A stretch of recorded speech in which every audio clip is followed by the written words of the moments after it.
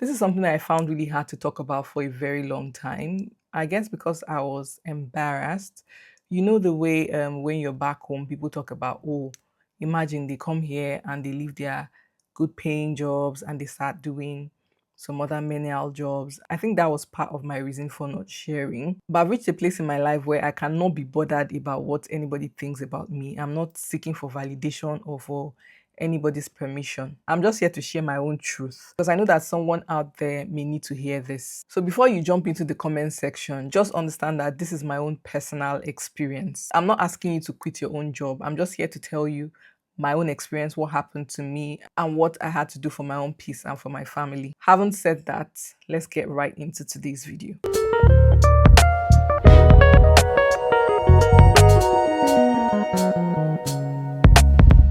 As you may already know from the title, I quit my teaching job here in the UK. In August of 2023, my family and I moved to the UK. My husband came here to study, while my kids and I came with him as his dependent. Even before I got here, I already started interviewing for jobs because I was working at an international school back in Nigeria. 3 weeks after I got in, I started working here as a teacher.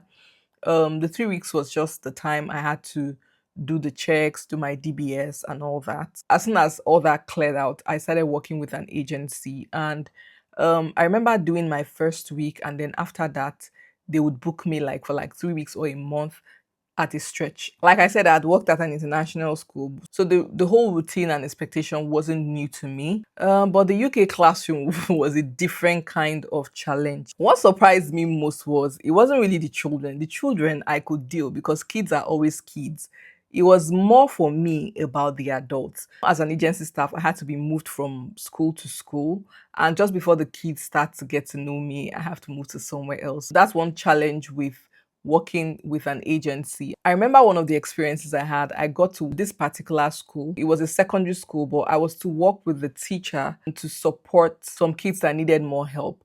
So I got into the classroom as usual, walked up to her, introduced myself and said, "Hi, I'll be working with you today, that I'm here to support the kids. In what capacity would you want me to support them?" And she goes, "Oh no, you don't have to do anything. It's all right. You don't have to do anything. They're okay," and all that. So in my head, I'm wondering, why am I here if I don't have to do anything? So I just went on with my job, doing what I felt I had to do, like supporting them one on one. So the next day, because her TA didn't show up, another supply teacher was deployed to that classroom. And as soon as this lady works in, this supply teacher was a white woman. So this same teacher that told me I didn't need to do anything became suddenly bubbly, talkative. She was explaining everything she needed the teacher to do with the kids. And I sat there looking at her and wondering, I'm like, oh, I see. Then I realized that it wasn't really about the skill or the support. It was actually about who I was. That one really hurt deep. Now remember, I was dependent and my husband could only work for 20 hours. So I had to support the family. As a supply teacher, when you're not working, you don't get paid. So just before December holiday, I said to myself, oh, I needed to get a job. And thankfully, I was able to get a job as a support worker. To my surprise, this new role felt lighter. I wasn't consistently anxious. I came home tired, true, but I did not feel emotionally drained as I used to be when I teach. I didn't even realize that my sister noticed it. So one day she called me and said to me that she noticed that the times I was teaching, I was always complaining each time she called me. But since I started doing this new role as a support worker, that I felt happy. And she said to me, I think you should start thinking about prioritizing your mental health at this point, because moving to a new country, it's really challenging being in a new environment. And she was advising that I didn't need to strain myself more than the whole situation was already straining me, because she felt like I felt happier in this new role. And that was when it dawned on me. I didn't even know that all this while I had been complaining.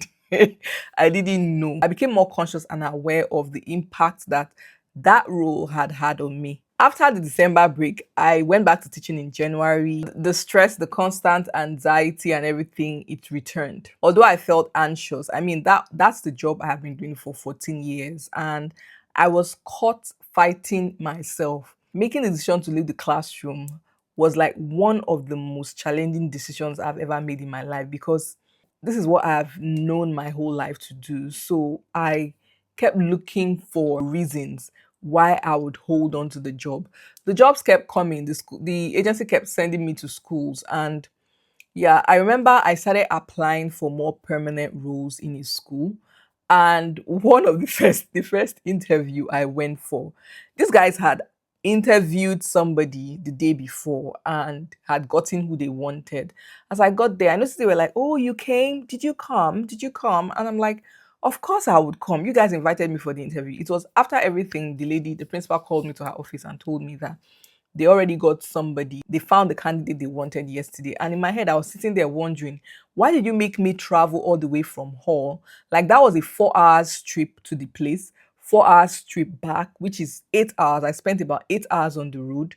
And I left my house at 6, only to get back home by 10 p.m. Right? And you guys already knew that you've gotten who you wanted. Why did you not just let me cancel this thing? I think they were not expecting for me to come, because out of guilt, they had to go drop me at the train station. So that was when it dawned on me. For the other interviews I had to attend that week, I started emailing them back to ask if they offer sponsorship, and most of them said no.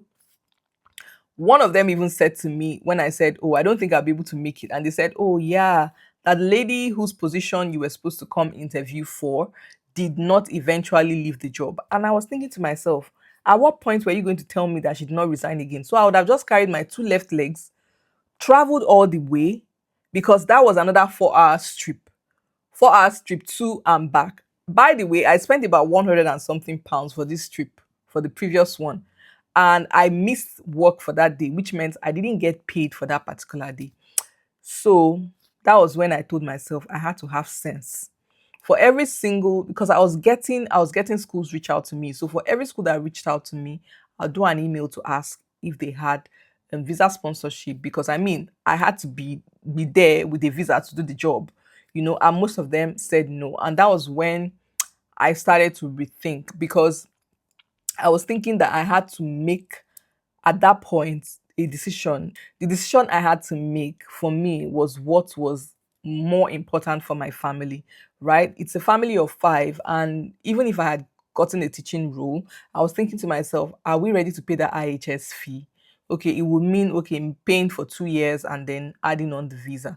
My agency apparently worked with a company that had two different locations. I didn't know that one was like about 3 minutes walk from my house. So on this particular day, the agency sent me to that particular one that was close to my house. And I was saying to myself, oh, it was a Sunday. And I said, oh my goodness, see my house, see this place. God, just give me this job, because I really love the work environment. The clients were really nice and friendly. And the staff, oh my goodness, very inclusive workspace. And so I was telling God, God, I wish I could get this job. You wouldn't believe that a week after, they posted me back to that particular place. And I don't know what happened. I had to pick a call from one of the clients, and she needed support. And I was the only one in the office at the point. So I just looked on the wall, got the manager's number, called the manager, and then relayed the message to her. And at some point, I had to be moved to the other building. And manager came and said, "Oh, just did a little bit of reshuffling." And she asked me to go back to the building I was initially. I picked my bag, ready to walk out, and she said to me, "Oh no, you don't have to go. Let's walk together." I said, "Okay." And as we're walking down, I said hi to her and asked if she was the manager. She said yes. And then I said to her, "I was the person who called you earlier." And then we got chatting, and she just turned to me and asked me, "What are you doing when you're not working here?" And I said to her, "When I'm not working here, I'm at their other place where they have the company." And she asked me if I would like to work there. And I said to her, "Yeah, I'd love to." I already dropped my CV, and she was like, "Oh, I have a lot of CVs on my table. If you just give me your name and then I can pick out your CV." And that was it. That evening, I got an email inviting me for an interview. 2 days after I did the interview, and 2 days after that, they rang me to say I had gotten the job. And that was how I got this job. When I started, I had to do 6 months probation. I did my probation, and by December of 2024, I was given the visa sponsorship that covered my family and I. And so we're currently on a skilled worker visa. I didn't leave teaching because I was not capable of doing the job. I didn't leave because I didn't love the kids. I left because I had to choose my peace. I had to choose my mental health. And aside from that, I had to think about what was best for my family's future. I could have taken a post-study visa for 2 years, but that would have meant paying extra money for my family and I. So at that point, I felt that taking that job as a support worker was the most sensible thing to do, at least for myself and for my family. Also, my role as a support worker has given me the opportunity to breathe, has given me consistent work, respectful and supportive colleagues, and the chance to actually live my life here in the UK and not just survive. I absolutely love my new role. I have amazing colleagues. The workspace is very inclusive. I feel respected, I feel valued, I feel heard. My bosses are amazing, my colleagues are amazing. And I feel like, workplace feels like family. And I just feel like that's what I need at this point in my life. Being in a new environment, the struggle is real.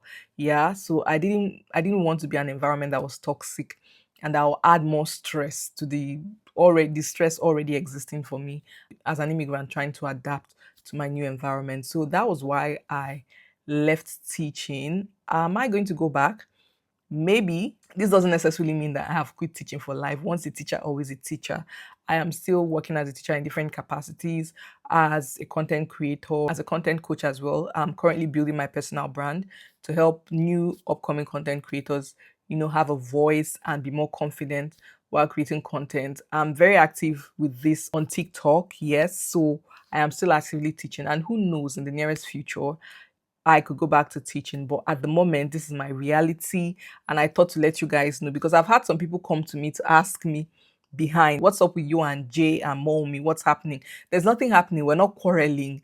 This is why I stepped out. I backed out from doing the Teach Abroad series just because I know that that is not my story right now. That's not my reality right now. That's why I stepped back. So Mommy, Jay, and I were still in a very good place. I am not teaching at the moment, and that was why I needed to take a back seat with that.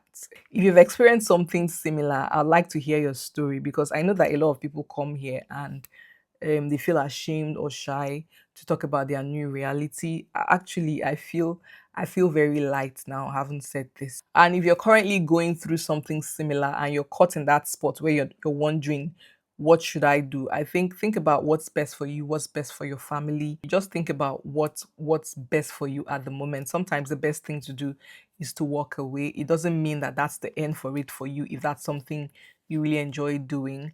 But yeah, I hope you enjoyed this video. I'll see you again in my next one. Bye. Thanks for watching. Don't forget to like, share, and subscribe.